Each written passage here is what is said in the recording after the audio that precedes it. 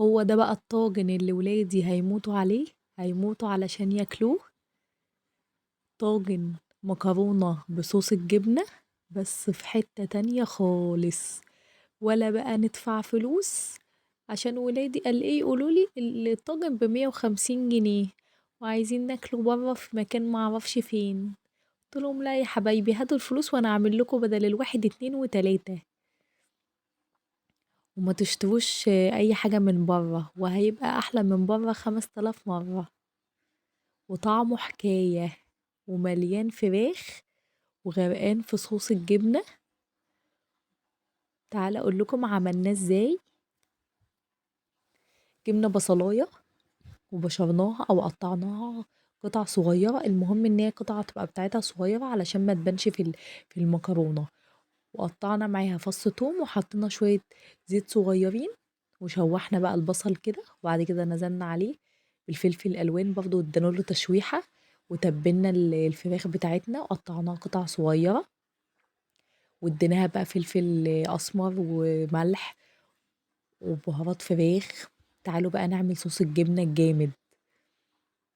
نزلنا بالزبدة، وبعديها الدقيق، حبة دقيق حلوين كده، وبعد كده نزلنا بقى باللبن، وبعد كده نزلنا بتوابل الفراخ برضو، ونزلنا بطعم جبنة، طعم جبنة شيدر. ده اللي بيستخدموه، دي التركة بتاعت المحلات ان هما بيحطوا طعم جبنة شيدر بيبقى بودر. نزلت بمعلقة منه على الصوص بتاع الجبنة اللي انا عملته ده، ونزلت بشوية من الفلفل وشوية من البابريكا. وهنزل بقى بالجبنة الموتزاريلا علشان خاطر يحفز جبنة موتزاريلا مع جبنة شيدر، ميكس كده من الجبن على صوص الجبنة علشان يحفز ايه، طعم الجبنة اللي انا حطيته، ويخلي طعمه في حتة تانية خالص. وبصوا الشاورما بقى بعد ما استوت، سلقت المكرونة وحطيتها كده بقى في الطواجن.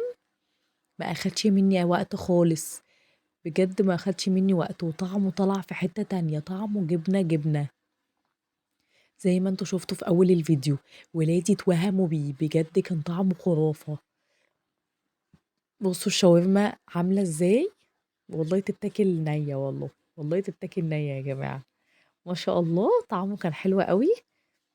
لو جربتوا الوصفة دي هتعجبكم. والولاد بتحب الأكلات دي، بتحبها قوي. بصراحة الأكلات دي بجد هي فعلا حلوة وممتعة كده في الأكل ولذيذة، وخصوصا لما تبقى غرقانة كده بالصوص، بتبقى في حتة تانية خالص. بصوا صوص الجبنة بقى تقيل ازاي، مش بشاميل ده خالص، ده صوص مليان جبنة. بصوا المطة، بجد طعمه حلو قوي. هغرقه بقى من الصوص الجبنة، وبصوا لونه الأصفر، لونه مش أبيض علشان خاطر أنا حطاله معلقة من الجبنة، اللي حطاله الميكس بتاع الجبن اهو على الوش.